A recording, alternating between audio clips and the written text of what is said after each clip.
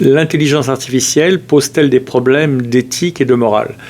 La réponse semble assez évidente. Bonjour à tous, nous sommes en direct de New York pour notre vidéo quotidienne et c'est un sujet qui revient souvent, c'est quelle éthique, quelle morale pour l'intelligence artificielle. Alors la machine, on peut considérer qu'elle est inerte, sauf que elle calcule tellement vite et elle réfléchit tellement vite, si on peut dire réfléchit, que ça pose des problèmes d'éthique, de morale, surtout que maintenant l'intelligence artificielle va être connectée au cerveau. Elon Musk a obtenu l'accord de la Food and Drug Administration, c'est-à-dire l'organisme aux États-Unis qui contrôle les médicaments, la nourriture, la nourriture processed, etc., les mesures sanitaires.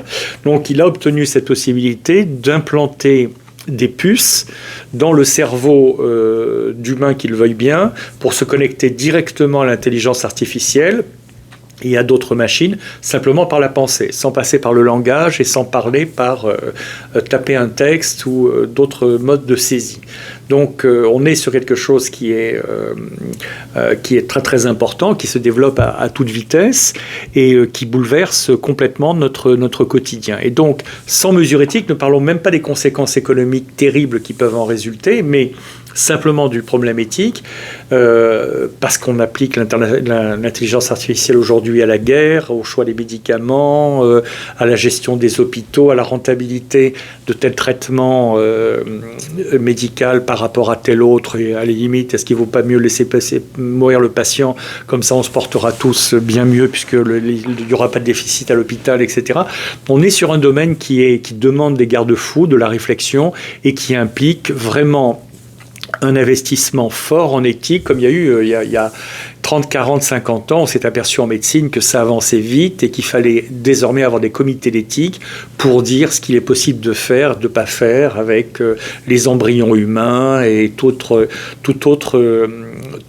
procédé, processus et procédé, méthode médicale qui était mise au point et qui changeait la société.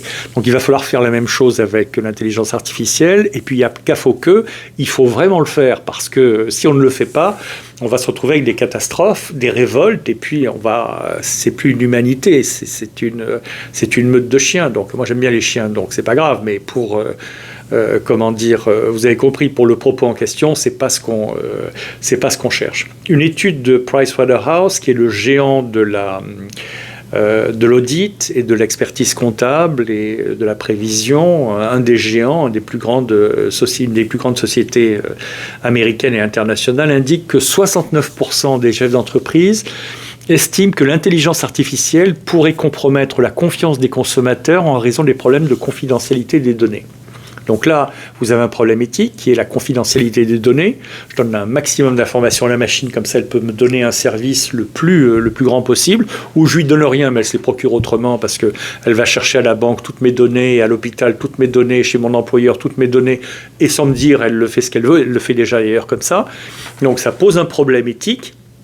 Et ça pose un problème économique ensuite, parce que les chefs d'entreprise, ce qu'ils se disent, c'est que si on vole des données à nos consommateurs, les consommateurs nous feront moins confiance et donc ils utiliseront moins nos produits. Donc c'est pas forcément pour des raisons éthiques qu'ils sont amenés à prendre de bonnes décisions sur la sécurité des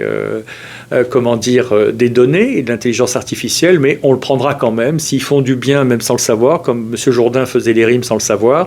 S'ils font du bien à travers l'intelligence artificielle et qu'ils la contrôlent bien, même si c'est pour faire plus d'argent, ça bénéficie à tous les autres. Selon un rapport de Deloitte, qui est un des concurrents de Pricewaterhouse, très important d'avoir des statistiques bien précises venant de gens bien fiables, pas avoir une sorte de discours mégalomaniaque ou paranoïaque sur l'intelligence artificielle, mais de se fonder sur des données précises, des piliers de fondation qui permettent de réfléchir.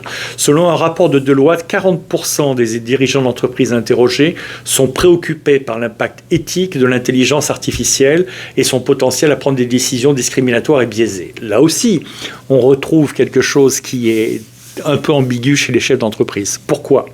Parce que si l'intelligence artificielle prend des mesures injustes ou favorise telle classe ou tel genre ou telle race ou telle catégorie ou autre dans l'entreprise, c'est non seulement éthiquement, j'allais dire dégueulasse, on peut dire autre chose, mais c'est éthiquement condamnable, c'est même abject. Mais pour le chef d'entreprise, non seulement c'est abject, mais il va se retrouver avec des procès.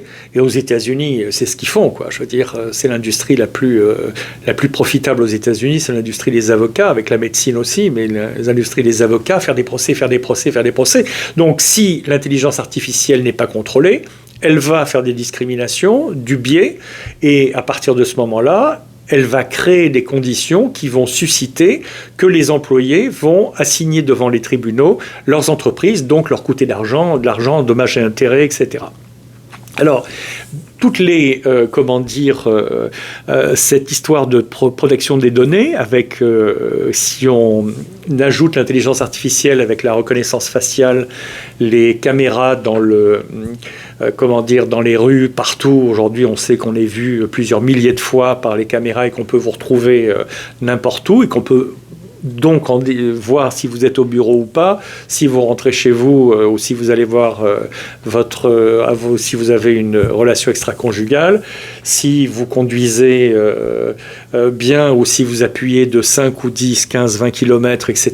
et que votre télévision, oui aussi, mais votre voiture donne les informations directement à Big Brother, l'ordinateur central, vous allez vous trouver devant une situation où, entre l'information donnée par l'intelligence artificielle et